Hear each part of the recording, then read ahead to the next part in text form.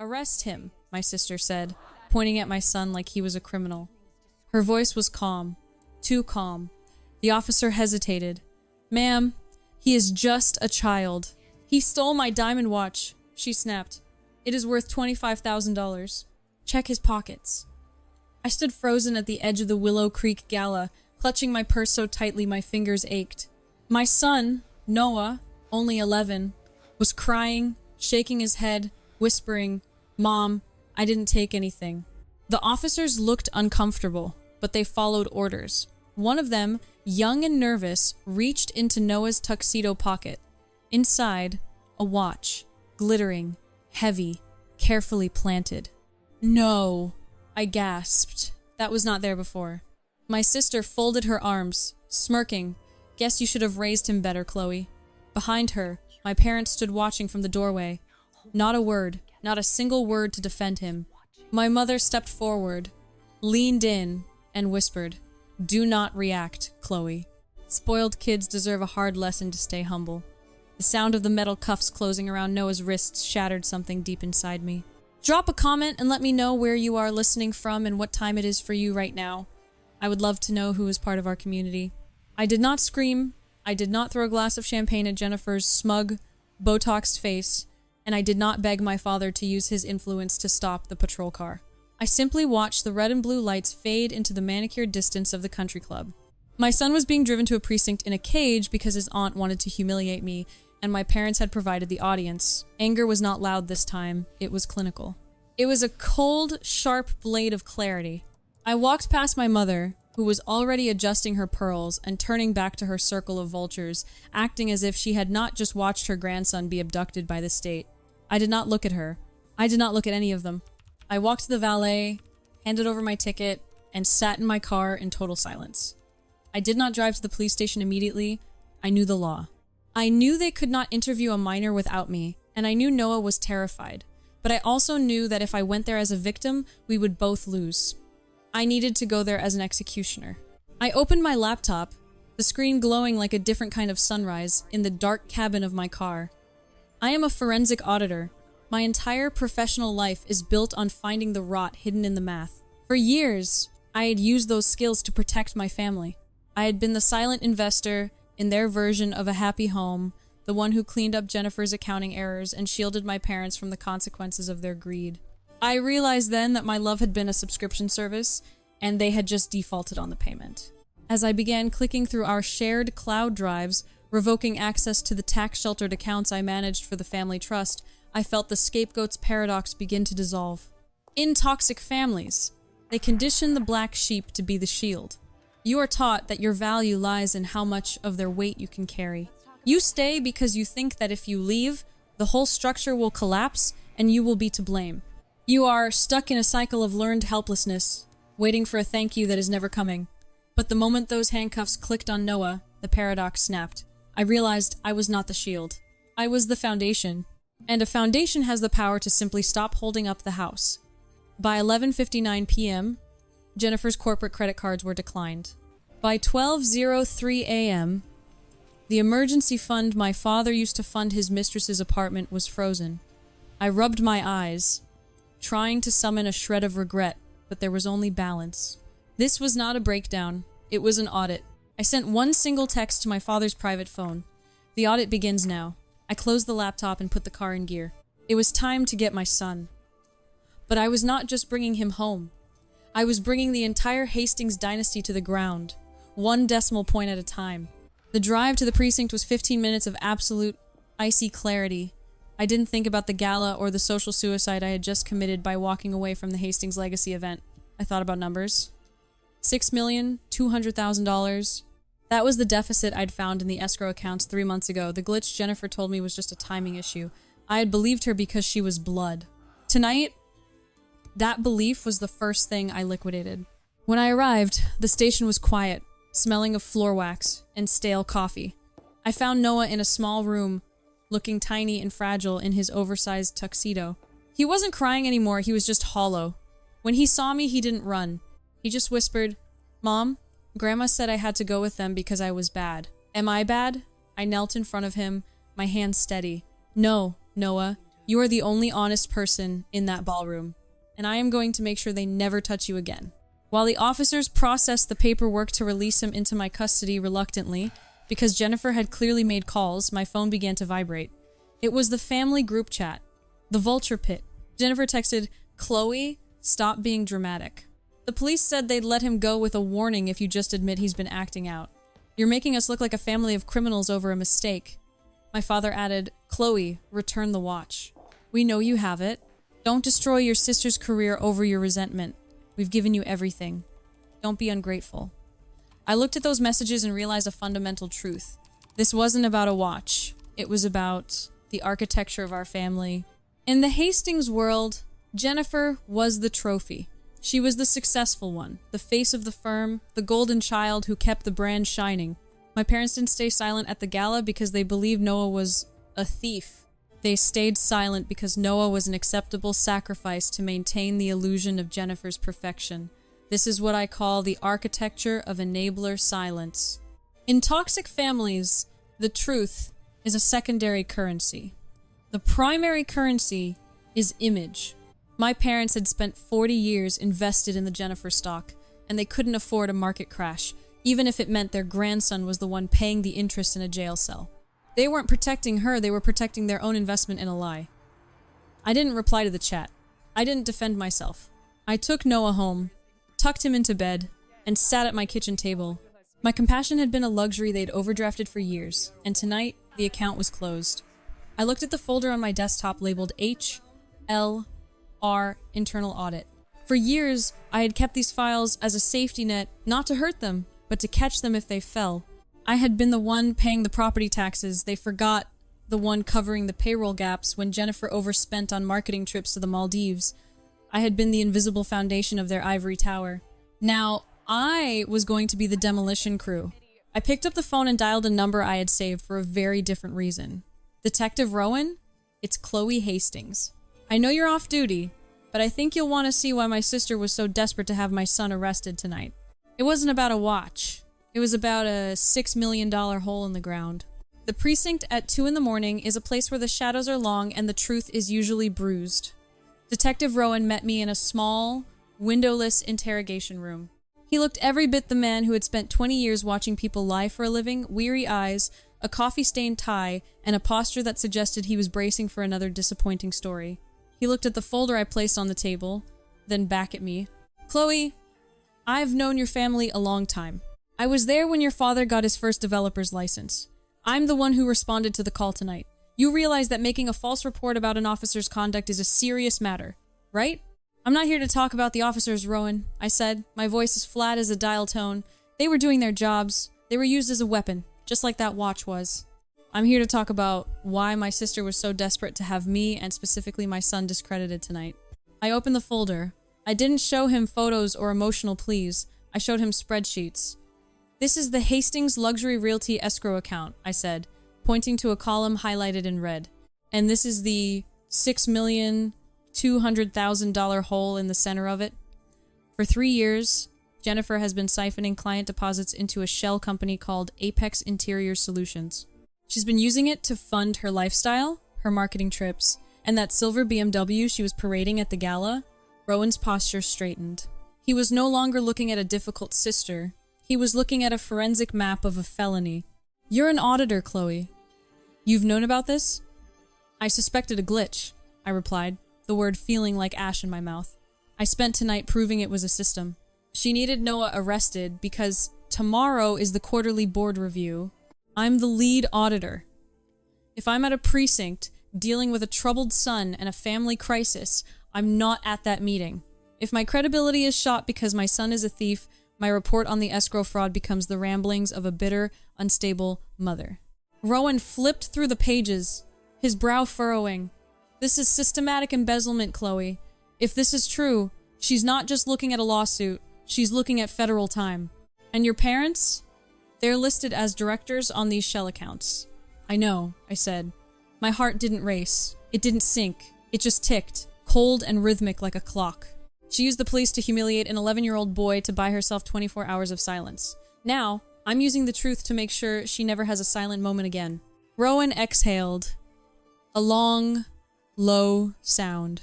He looked at the evidence, then at me. I'll start the process. But once I pull this thread, Chloe, the whole house is coming down. There is no sorting this out quietly once the DA sees this. Good, I said, standing up. I've spent my whole life being the foundation for people who were trying to bury me. I think it's time they learned what happens when the foundation walks away.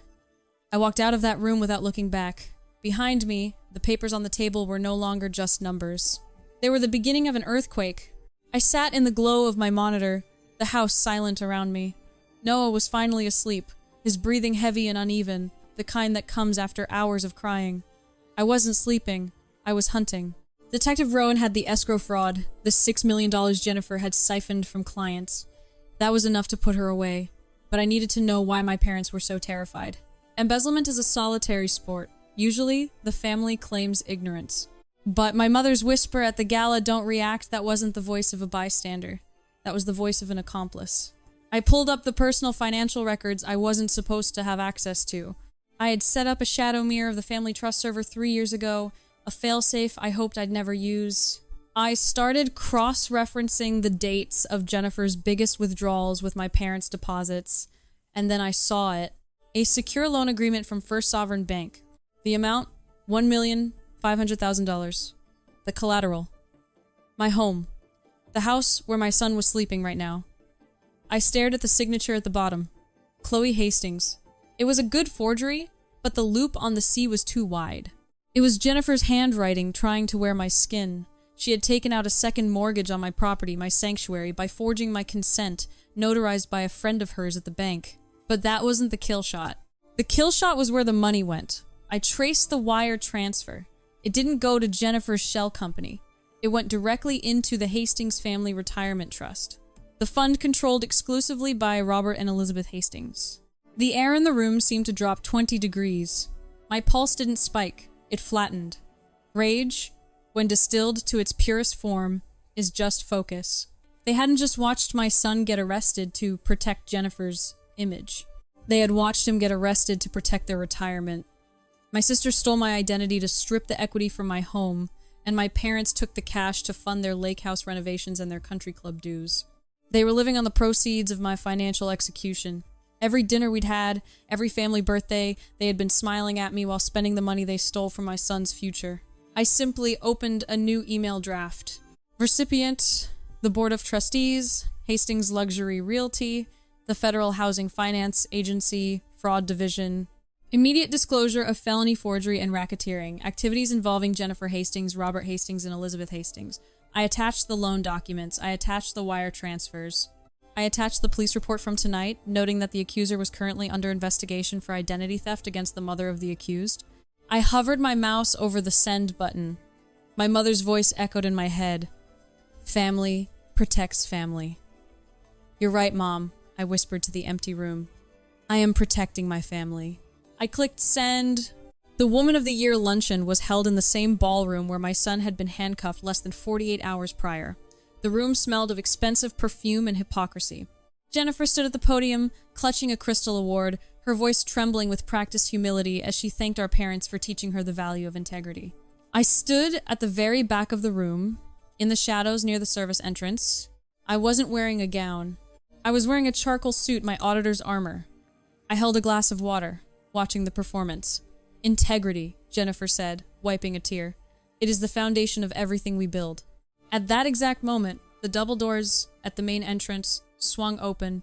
They didn't open for a late guest. They opened for 6 agents wearing windbreakers that said FBI Financial Crimes Division. The room went silent. The kind of silence that has weight. The clinking of silverware stopped. The whispers died. Jennifer froze mid-sentence, the crystal award slipping slightly in her grip. Jennifer Hastings, the lead agent, didn't shout. He didn't have to. His voice carried across the room with the absolute authority of a federal indictment. We have a warrant for your arrest on 18 counts of wire fraud, identity theft, and money laundering. Jennifer laughed a nervous, high-pitched sound. This is a mistake. I'm in the middle of a speech. Daddy, tell them. She looked at the head table. But my father wasn't standing up to save her. He was staring at two other agents who were currently placing a freezing order on the table in front of him. The Hastings Family Retirement Trust, the laundering machine was being seized in real time. Jennifer was led off the stage, not with the gentle guidance Noah had received, but with her hands cuffed behind her back, face pressed against the podium as they read her rights. The flashbulbs that usually captured her best angles were now documenting her ruin. My mother, Elizabeth, didn't run to her daughter. She scanned the room, panic in her eyes, until she locked onto me. She rushed toward the back, pushing past stunned donors, her face a mask of fury and terror. "What have you done?" she hissed, grabbing my arm, her nails digging into my sleeve. "You did this! You sent those files! She is your sister, Chloe! You have ruined this family! You have destroyed everything we built!" I looked down at her hand on my arm. I didn't pull away. I didn't flinch. I just looked at her with the same detached curiosity I would have for a rounding error in a spreadsheet. "No, Mom," I said, my voice low enough that she had to lean in to hear the verdict. "I didn't ruin anything. This rot was here the whole time. You just put a chandelier over it. We will be social pariahs." She sobbed, the reality finally hitting her. "Everyone is watching! How could you do this to us?" I gently removed her hand from my arm. "I didn't ruin you, Mom. I just turned on the lights. And now I'm watching the roaches scatter." I turned my back on her. Behind me, I heard the agents asking my father to stand up and place his hands behind his back. The sobbing started then, loud and ugly. But I didn't turn around. I walked out the service doors, into the parking lot, and for the first time in 32 years, the air didn't smell like obligation. It smelled like rain. The fallout was exactly what I had predicted. Absolute, irreversible liquidation. My sister Jennifer took a plea deal. 5 years in federal prison for wire fraud, identity theft, and conspiracy. She tried to cry in court, tried to pull the "I was under pressure" card, but the judge, a woman who had read every page of my forensic audit, didn't blink. The golden child finally got her own cell, and this time, there was no one to bail her out. My parents fared no better. The FBI seized the retirement trust to pay back the escrow victims. They lost the lake house, the country club membership, and most importantly, their audience. The friends they had spent 40 years impressing vanished the moment the handcuffs clicked. They are currently living in a 2-bedroom rental on the other side of town, sending me letters I don't open. They scream about betrayal and ungrateful children, still unable to see that they were the ones who turned their family into a Ponzi scheme. But I don't think about them much anymore. I have a new project. Tonight, the kitchen smells like vanilla and melted chocolate. Noah is sitting on the counter, his legs swinging, licking a spoon covered in cookie dough. He isn't wearing a tuxedo. He isn't worried about making a mistake. He's just a kid. "Mom?" he asks, looking up with eyes that are finally clear of fear. "Do you think we put too many chocolate chips in?" I smile, wiping a smudge of flour from his cheek. "There is no such thing as too many chocolate chips, Noah. That's a rule." He laughs, and the sound is the best return on investment I have ever seen. For years, I thought peace was something you waited for. I thought if I just worked hard enough, fixed enough problems, and swallowed enough insults, eventually they would let me have it. I thought family was a debt you could never pay off, an obligation that demanded interest every single day. But standing here, in a house that finally belongs to us not as collateral, but as a home, I realized I was wrong. Peace isn't something they give you. It's something you build, brick by brick, out of the boundaries you set. This is what I call the seed of renewal. When you finally go no contact with the people who hurt you, it feels like a death at first. You mourn the family you wanted. You mourn the apology you never got. But then, the silence settles in, and you realize it's not empty silence. It's clean silence. It's the sound of a life where you don't have to apologize for existing. I walked over to the trash can where the mail was sitting. On top was another letter from the county jail, written in Jennifer's looping script. I didn't read it. I didn't feel a pang of guilt. I just dropped it into the shredder. The machine whirred, turning her words into confetti. "Okay, into the oven," I said to Noah, sliding the tray onto the rack. "Mom?" he said again, watching the heat ripple through the glass. "Are we going to be okay?" I looked at my son, then at the shredder, and finally out the window where the sun was setting on a quiet, ordinary street. "Yeah, baby," I whispered. "We are already okay. The audit is closed. This story is for anyone who has ever been made to feel small by the people who were supposed to protect them. If you've found the courage to stand in your truth, or if you're still looking for it, share this video. Your story might be the light someone else needs to see the roaches in their own life. Subscribe for more stories of justice served, and remember, you don't owe anyone your peace.